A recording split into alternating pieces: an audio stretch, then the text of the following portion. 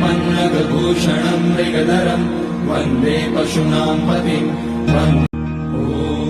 वन्दे देवोमापतिं सुरगुरुं वन्दे जगत्कारणं वन्दे पन्नगभूषणं मृगधरं वन्दे पशूनां पतिं वन्दे सूर्य।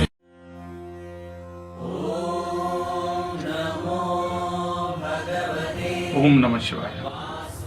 ओम नमो भगवती प्राणप्रतिष्ठाय मंत्रस्य ब्रह्मा विष्णु महेश्वर ऋषिः रुद्रपुत्र इंद्रस्य रक्ष रक्ष महारक्ष ज्योति रक्ष दैत्य रक्ष धान्य रक्ष ಸರ್ವಗ್ರಹ ರಕ್ಷಗಳು ಪರಿಹಾರವಾಗಿ.